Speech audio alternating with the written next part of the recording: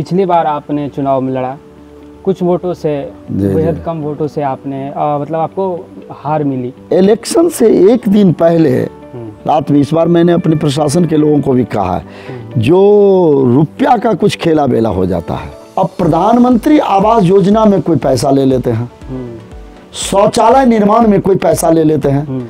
2 बार महिला के लिए सीट आरक्षित हो गई थी, जिस वजह से आप स्वयं लड़ नहीं पाए। मेरी पुरानी आदत है जो मैं महिलाओं को चुनाव नहीं लड़ाता हूँ। अगर मनोज कुमार चौधरी जी जीत कर आते हैं, चुने जाते हैं, तो महिलाओं के लिए क्या क्या काम अगर वो जीत कर आते हैं तो करेंगे? तो पहले तो शिक्षा, और जब तक महिला शिक्षित नहीं होंगी तो घर का बच्चों को शिक्षित करना संभव नहीं है। और नौजवानों के लिए भी रोजगार का हम सृजन करने का कोशिश करवाएंगे, जो जहाँ तहाँ हो। अभी जो जिला पार्षद हैं, उनके आप पिछले 5 वर्ष के कार्यकाल को किस हिसाब से देखते हैं? लेकिन अभी जो मेरे वर्तमान में जिला पार्षद हैं, वो हम लोगों के जैसे 27 नंबर क्षेत्र के लिए उपयुक्त नहीं है। नमस्ते, मेरा नाम साकेत तेजस्वी और आप इस वक्त मीडिया चौकी देख रहे हैं। आज हमारे साथ जो मेहमान जुड़ने वाले हैं, उनका नाम है मनोज कुमार चौधरी। सबसे पहले सर, आप अपना एक संक्षिप्त परिचय हमारे दर्शकों को दे दीजिए। मैं मनोज कुमार चौधरी, मैं बाल्यकाल से ही आपको राष्ट्रीय स्वयंसेवक संघ का स्वयंसेवक यानी RSS का और प्रचारक जीवन भी व्यतीत किया। उसके बाद 1980 में भारतीय जनता पार्टी की स्थापना हुई। उस समय से ही मैं भारतीय जनता पार्टी का कार्यकर्ता रहा, प्रखंड का, पंडोल प्रखंड का अध्यक्ष रहा, फिर जिला का पदाधिकारी रहा, प्रदेश कार्य समिति का सदस्य रहा। और पहली बार जब पंचायती राज का शुरुआत मैं 27 नंबर जिला परिषद क्षेत्र से जिला पार्षद भी बिहार में रिकॉर्ड वोट से चुनाव जीतने का काम किया। और उस समय से लेकर के अभी तक मेरा एक ही उद्देश्य है, लोगों की सेवा करना, और उसी समय से मैं सेवा करता आ रहा हूं। और कई बार विधानसभा में भी, ये पंडौल विधानसभा क्षेत्र था, उस समय में भी हमारे माननीय कैलाशपति मिश्रा जी थे, वो कहे जो कि एक सीट तो विनोद नारायण झा जी को देना है। तो हमने कहा तो RSS से जो भाजपा में जाएंगे वही लोग दे सकते हैं। तो मैंने अपना त्याग करके उनको दिया और अनवरत उस समय से भारतीय जनता पार्टी के लिए कार्य करता आ रहा हूँ। और अभी आपने जिक्र किया कि जब पंचायती राज व्यवस्था की शुरुआत हुई थी, तब आप 5 साल आपने कार्यकाल रहा है आपका एज ए जिला पार्षद। जी। तो ऐसा 5 काम आप हमें बताइए जो आपको लगता है कि उल्लेखनीय है आपके कार्यकाल के दौरान। देखिए, सबसे बड़ी बात है जो अभी गांव-गांव में हम पानी के जल जमाव के कारण नाला का दिक्कत देख रहे हैं। जी बिल्कुल, जो उस समय में भी देखते थे। चूंकि पहली बार था, फंड भी बहुत कम था और सिस्टमेटिक ढंग से आपको पंचायती राज पटरी पर नहीं आया था। जितनी व्यवस्थाएं आज सरकार की तरफ से मिल रही है, उस वक्त उतना नहीं थी। इसके बावजूद भी मैंने बेलाही पंचायत के अंतर्गत आपको बेलाही ग्राम में आपको नाला बनवाने का काम किया, जो नाला सक्सेसफुल भी हुआ और आगे भी यही हमारा है। और उसके बाद आपको राजेग्राम में भी कई काम ऐसे किए गए। मार्केट कम्प्लेक्स जैसे बेरोजगार लोग हैं, रोजगार की भी चिंता थी, चूँकि फंड तो था नहीं, लेकिन कई जगहों पर जैसे आपको भौरघाट में और भगवतीपुर के अंतर्गत हॉस्पिटल के पास सड़क के किनारे मार्केट कम्प्लेक्स भी बनवाया, जिससे कि बेरोजगार लोग उसको माने अपना पूंजी लगा करके उसमें कर सके।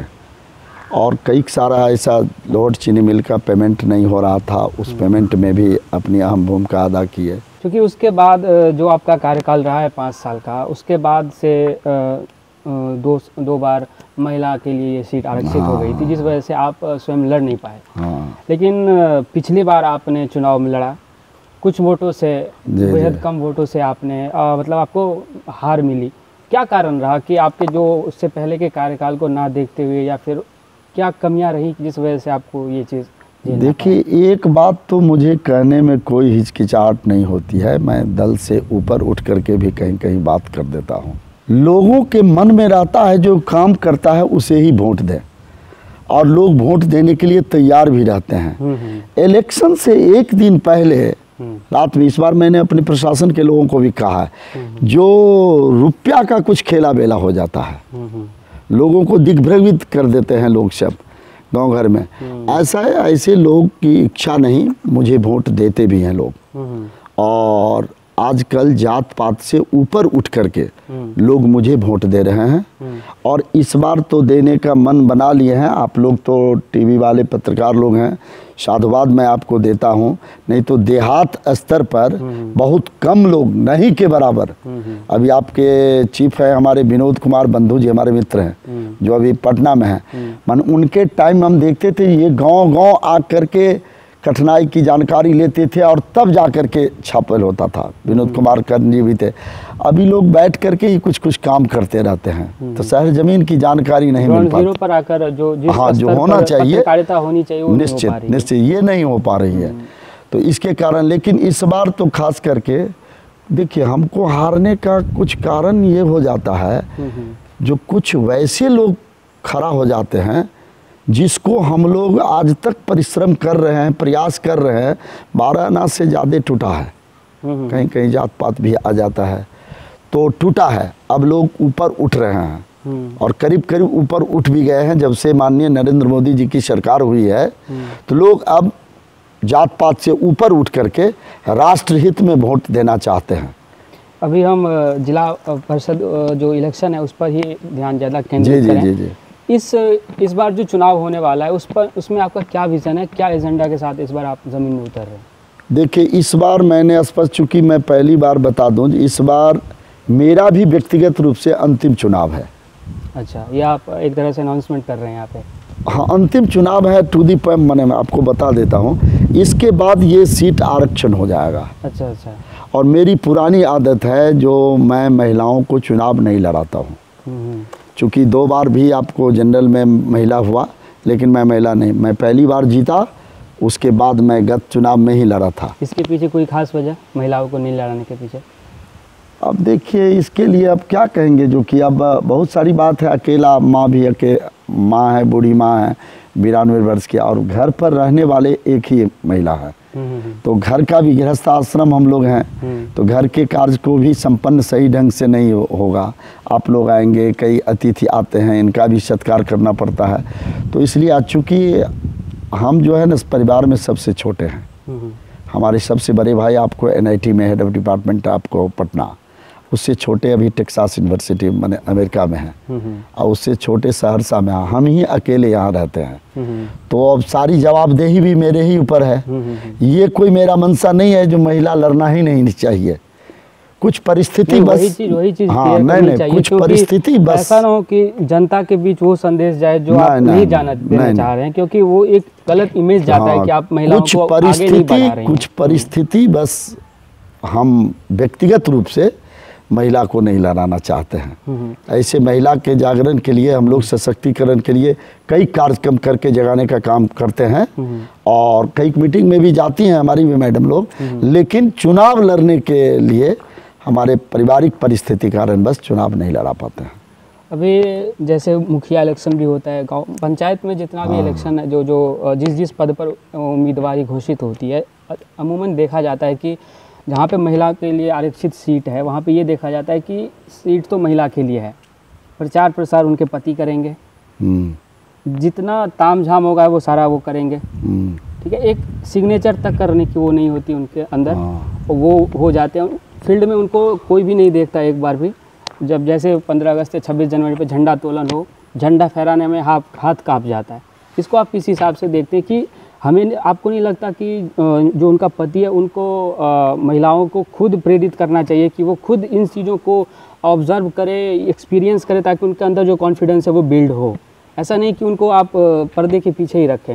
मैं आपके लिए व्यक्तिगत रूप से नहीं कर रहा हूँ, जो अभी हो रहा है मैं उसकी बात कर रहा हूँ। देखिए, ये आपका कहना एकदम बिल्कुल सही है, और हम लोग हर चुनाव में इस बात की चर्चा गांव-गांव जाकर करता। इसलिए जो भाई ये महिला सीट है जी, और महिला को लड़ाने के लिए जितना आप लोग उत्सुक होते हैं और नॉमिनेशन कराते हैं और लड़ाते भी हैं, इतना आप लड़ने के बाद, जीतने के बाद अपनी भूमिका ज्यादा करते हैं, महिलाओं को भूमिका नहीं करने देते। वो नदारद रहती हैं, ये खुद पहुंच जाते हैं।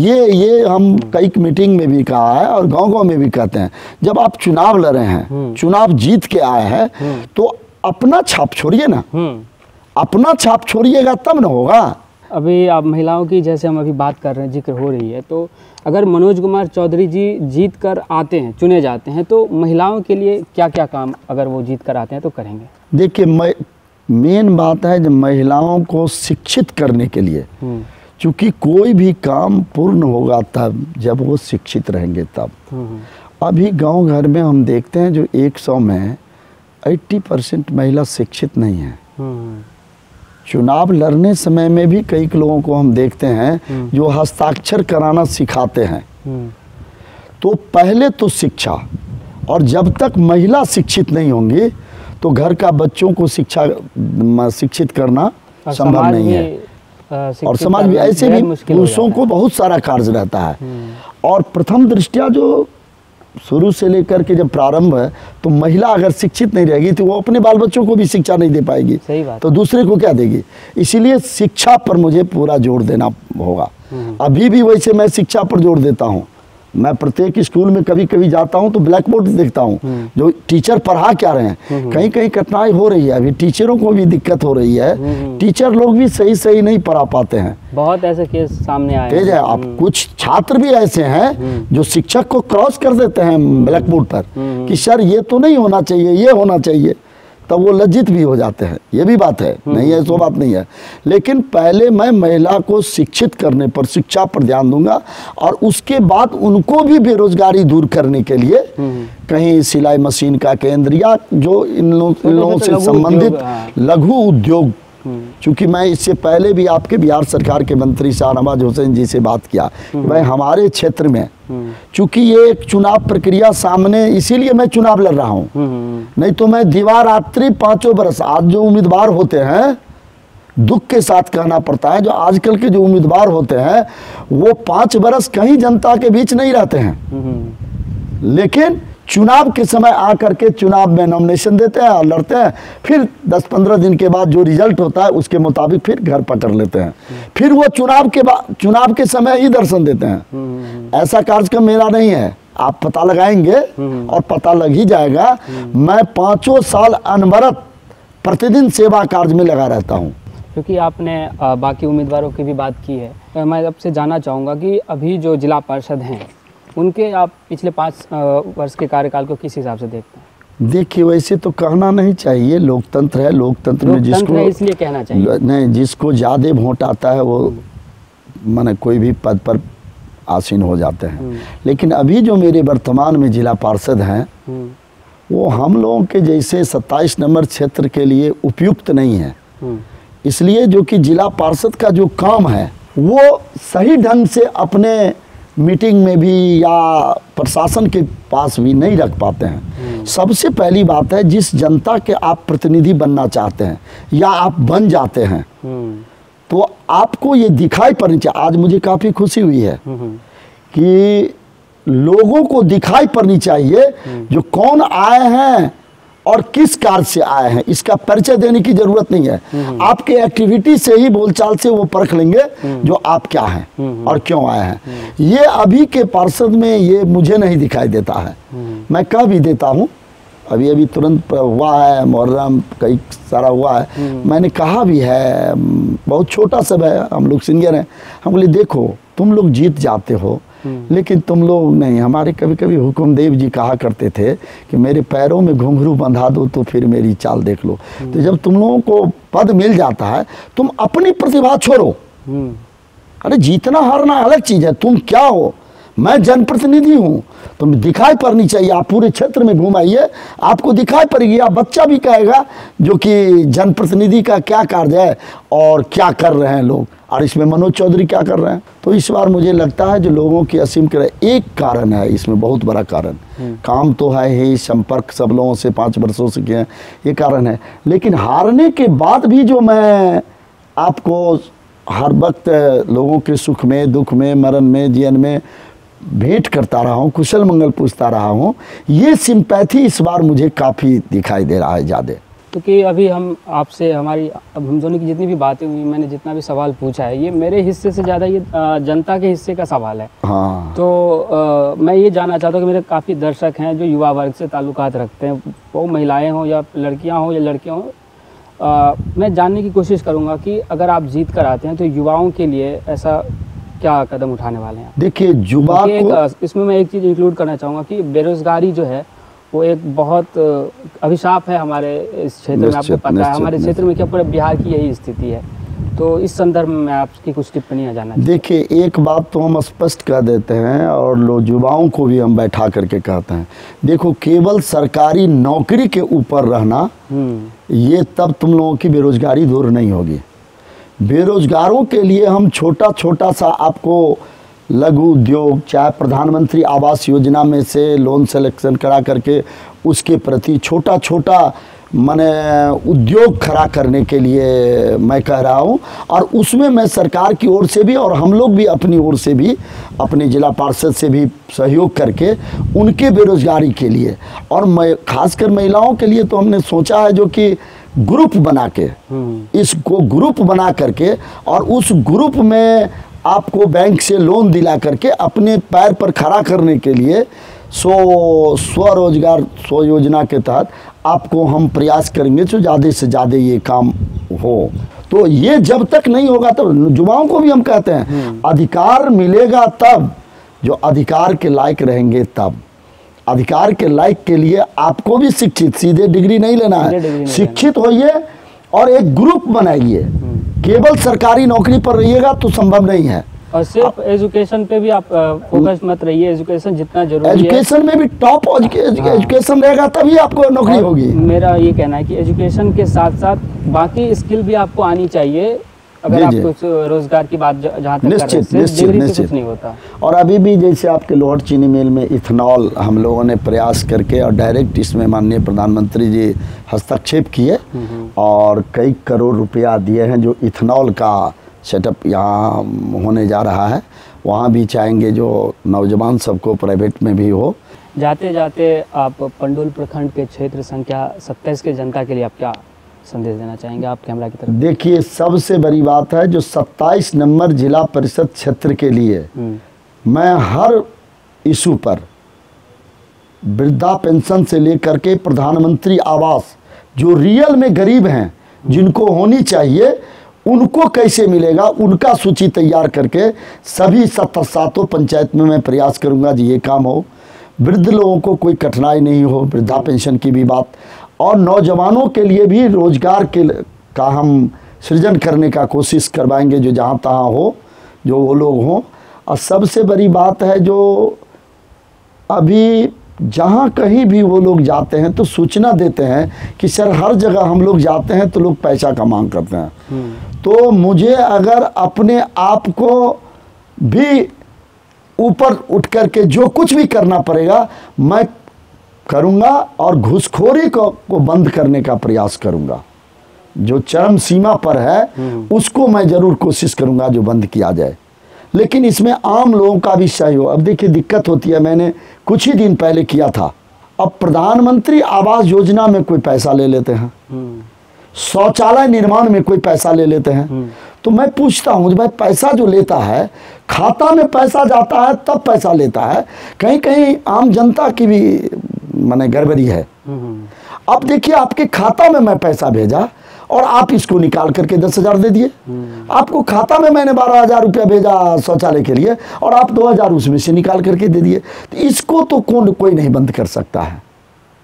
आप भी तो भाई सतर्क रहिएगा, आप खुद दीजिएगा। अब ये बंद किए तो अब पहले सट्टा बट्टा करा लेता है जी इतना हमको देना है। अब वो नहीं तो कई बार ऐसा होता है कि उनके तरफ से भी, जो जनप्रतिनिधि है उनके तरफ से भी धमकियां मिलती है कि अगर आप इतना रकम हमें नहीं देंगे तो लिस्ट से आपका नाम हट जाएगा। देखिए यही हम पहला गांव-गांव जा करके समझाते हैं लोगों को कि देखो अब प्रक्रिया चेंज है, अब डायरेक्ट सूची आती है और सूची के आगे में पैसा रहता है। ज़्यादा से ज़्यादा देने वाले जो हैं देर कर सकते हैं, 15 दिन के बदला 1 महीना कर सकते हैं, लेकिन इनको नहीं देंगे सो नहीं होगा। ऐसी बात नहीं है, पहले ये होता था। अभी जो है सो प्रधानमंत्री आवास में नाम और पैसा इस व्यक्ति को नहीं देंगे सो बात नहीं है, देंगे ही।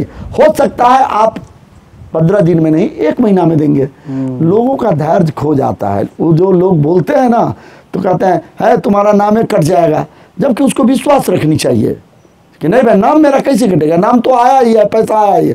ज़्यादा से ज़्यादा हमको पहले नहीं दे करके बाद में देगा, देना तो पड़ेगा ही। और भाषण की तो बातें नहीं है, भाषण तो लोगों ने इस बार मन बना लिया है। आप जब घूमेंगे मेरे सातों पंचायत में तो पता चल जाएगा जो लोग इस बार मन बना लिए हैं। केवल सही ढंग से, चूंकि पहली बार ईवीएम का प्रयोग होने जा रहा है, तो ठीक ढंग से बूथ पर जाकर के ईवीएम के बटन को दबावें, इसकी चिंता हम ज़्यादा कर रहे हैं। अभी इस इंटरव्यू का यहीं पर समापन करते हैं। अभी जिक्र हुआ कि ईवीएम का बटन दबाना है, तो इससे पहले भी जितने इस सेगमेंट में हमने वीडियो किया है, मैंने हमेशा यही गुजारिश किया है कि जब भी आप वोट करने जाएं तो ना मैं इनकी तरफदारी कर रहा हूँ ना मैं किसी अन्य का तरफदारी कर रहा हूँ। मेरा सिंपल आप लोगों से जितने भी वोटर हैं उनसे यही विनती है कि जब भी आप वोट करें तो उससे एक रात पहले जो आपको प्रलोभन मिल रहा है, वो चाहे किसी भी रूप में मिल रहा है, मैं उस चीज़ का नाम नहीं लूँगा, ना उस पैसे की बात करूँगा, जिस भी रूप में आपको किसी भी प्रतिनिधि से आपको प्रलोभन मिल रहा है, कृपया उसके बिहाफ पर आप अपना 5 साल बर्बाद मत कीजिए। आपने उस जनप्रतिनिधि को, ऐसा तो नहीं है कि कोई अचानक से बाहर से आकर आपसे वोट मांग रहा है और आप जीते या हारे अलग बात है, वो आपके क्षेत्र में बहुत पहले से है, आप उसको व्यक्तिगत रूप से भी जानते होंगे। तो इस सब चीज़ों को अपने नज़र में रखकर वोट क्या कीजिए। ऐसा नहीं कि वो कुछ पैसे का प्रलोभन हो या फिर अन्य चीज़ों का, उसके बदले आप अपना 5 साल कम से कम बर्बाद मत कीजिए। बाकी आगे वीडियो में हम और भी वीडियो में मिलते रहेंगे, तब तक के लिए आप मीडिया चौकी देखते रहिए। धन्यवाद।